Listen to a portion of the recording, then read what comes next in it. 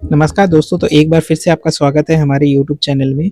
जैसा कि आपको पता है हम एडनबर्ग कैसल को कवर कर रहे हैं। हमारी पूरी प्लेलिस्ट एडनबर्ग कैसल की आने वाली है जिसमें हम लोग कवर करेंगे एडनबर्ग कैसल के अंदर मोस्ट इम्पोर्टेंट जो लोकेशंस है उनके बारे में डिटेल्ड गाइडेड टूर होने वाली है दोस्तों। तो अगर आपने मेरे पिछले वीडियोस चेकआउट नहीं किए हैं तो कृपया जाके उसे चेकआउट करें।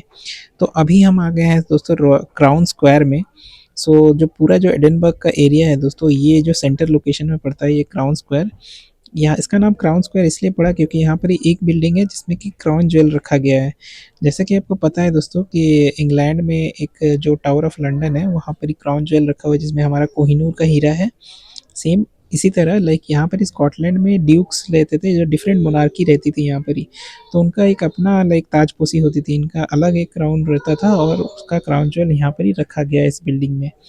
उस चीज़ का फ़ोटोग्राफ़ी लेना अलाउड नहीं था दोस्तों, स्ट्रिक्टली प्रोहिबिटेड था फ़ोटो लेना। तो हम उस चीज़ का फ़ोटो नहीं ले पाए, बट अभी जहाँ हम लोग खड़े हैं इसके जस्ट ऊपर में ही वो वाला क्राउन ज्वेल रखा गया है। और ये वाला दोस्तों इसका नाम है रॉयल पैलेस। माना जाता है उस समय की जो रॉयल फैमिली थी वो यहाँ पर ही इसी बिल्डिंग में रहा करती थी।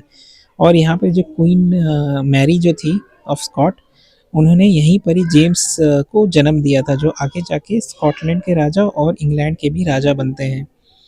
यहाँ पर ये जो पूरा टाइमलाइन के बारे में बताया गया है दोस्तों, किस तरह से लाइक जो स्टुअर्ट डायनेस्टी थी वो किस तरह से डिफरेंट डिफरेंट रूलर्स के थ्रू पास हुई, और कैसे जो डिफरेंट राजा महाराजा जो थे वो सारा चीज़ यहाँ पर दिखाया गया है। आगे एक छोटा सा रूम है जहाँ पर ही जो बर्थ प्लेस माना जाता है जेम्स का, वहाँ पर ही उनका जन्म हुआ था दोस्तों।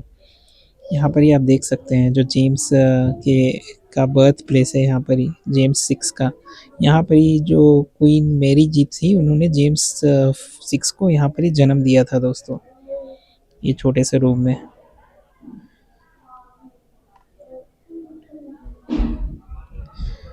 तो जैसा कि मैंने बताया ये वाला सेक्शन में जो डिफरेंट राजा महाराजा रहे थे उस समय के जो स्कॉटलैंड के, वो यहाँ पर ही आपको इन डिस्प्लेस में मिलेगी। और यहाँ पर ही एक छोटा सा लाइक स्कल्पचर बनाया गया है स्कॉट ऑफ मैरी की। जैसे विक्टोरिया जो वो क्वीन थी वो बहुत ज़्यादा फेमस थी पूरे ब्रिटिश के लिए, उसी तरह स्कॉटलैंड के लिए क्वीन मैरी बहुत ज़्यादा फेमस थी, क्योंकि ये एक्चुअली राजमाता के रूप में है। जो जेम्स सिक्स जो आगे जाके इंग्लैंड और स्कॉटलैंड के राजा बने थे उनकी माँ रही थी।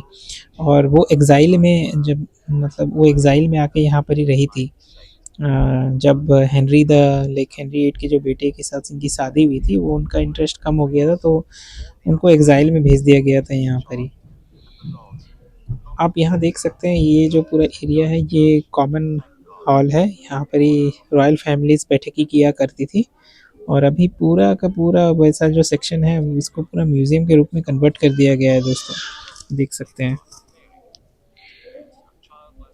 काफ़ी सुंदर था दोस्तों, ये जो रॉयल फैमिलीज़ थी काफ़ी तान लाइक काफ़ी रॉयल वे में रहती थी दोस्तों। यहाँ पर एक छोटा सा सेक्शन है, यहाँ पर ही जो रिसेप्शन बनाया गया है दोस्तों, यहाँ पर ही आप पे करके आप पता कर सकते हैं कि आप किस रॉयल फैमिली से आते हैं, क्योंकि ये एंसेस्ट्रल नेम से जोड़ के लाइक ये बता देते हैं कि आपका जो किस एरिया से आप आते हैं। ये सारी चीज़ें हैं, ये मैंने इसमें पेमेंट नहीं की। ये जो क्राउन स्क्वायर दोस्तों, यहाँ पर बहुत सारे इंपॉर्टेंट लोकेशन है, जैसे कि वो क्राउन ज्वेल यहाँ पर इस वाले टावर में मिलता है, और नीचे में रॉयल पैलेस था, और बगल में एनिस बिल्डिंग है, और उसके बाद इधर राइट साइड में ग्रेट हॉल है, और लेफ्ट साइड में आपका वॉर मॉन्यूमेंट है, लाइक वॉर मेमोरियल मॉन्यूमेंट है दोस्तों। ये जो देख रहे हैं ये जो सेक्शन वॉर मेमोरियल एनिस बिल्डिंग, और ये है ग्रेट हॉल। अब हम लोग ग्रेट हॉल की ओर जाएंगे।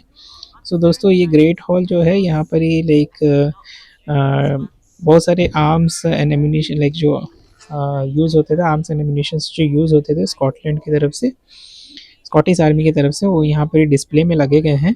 बट ये पहले एक ग्रेट हॉल की तरह यूज़ होता था। दोस्तों ग्रेट हॉल वो होता है जहाँ पर ये डिफरेंट लाइक एक तरह से कॉमन गैदरिंग रूम की तरह से भी आप इसको देख सकते हैं। यहाँ पर ही जब भी कोई आते थे फॉरेन मिनिस्ट्री वगैरह आते थे तो इस ग्रेट हॉल में ही बैठकी होती थी।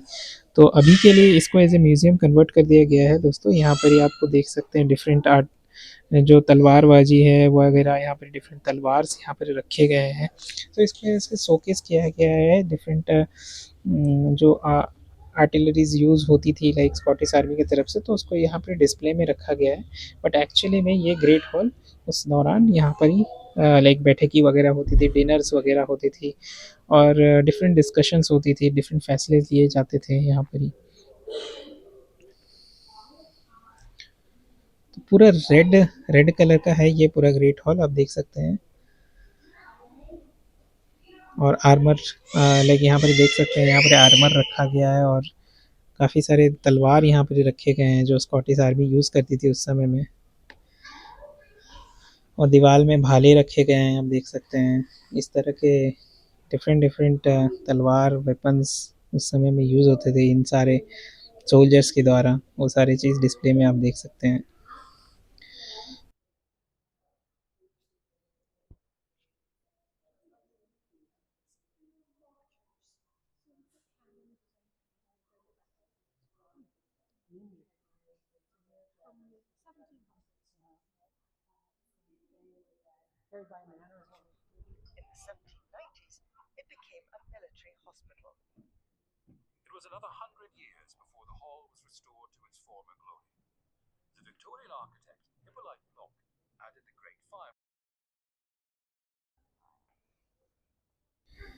अब हम दोस्तों एंटर करने वाले हैं जाने वाले most important location of this castle, वो है क्राउन ज्वेल।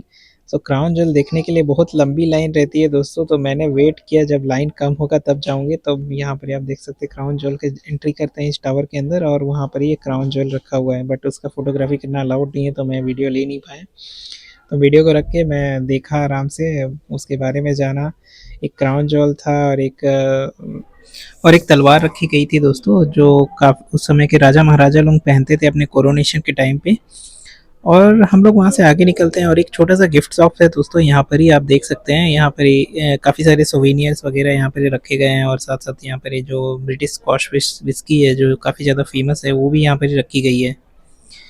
तो अगर आप आते हैं एडिनबर्ग कैसल तो यहाँ से आप कुछ कलेक्शन कर सकते हैं और यहाँ पे प्राइस रेंज आप देख सकते हैं काफ़ी ज़्यादा हाई है दोस्तों, क्योंकि ये एडिनबर्ग कैसल के अंदर है तो डेफिनेटली ये म्यूज़ियम वगैरह जहाँ पे रहता है उसमें जो भी गिफ्ट शॉप्स रहते हैं वो काफ़ी ज़्यादा महंगे रहते हैं।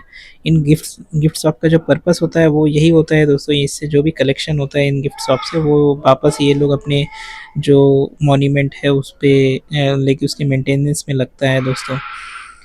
तो काफ़ी अच्छा था यहाँ पर ही। जो और एक गिफ्ट सब मेरे को देखने को मिला यहाँ पर ही आप देख सकते हैं, ये जो स्कॉटलैंड का जो मेन फेमस ये जो स्कार्फ है और इसके जो टोपी है ये कितना ज़्यादा महंगा है दोस्तों। एक टोपी का दाम 46 पाउंड है, लाइक इंडियन रुपीज़ में करीब करीब 50, लाइक 5,000 रुपये। सोचो कितना महंगा है ये।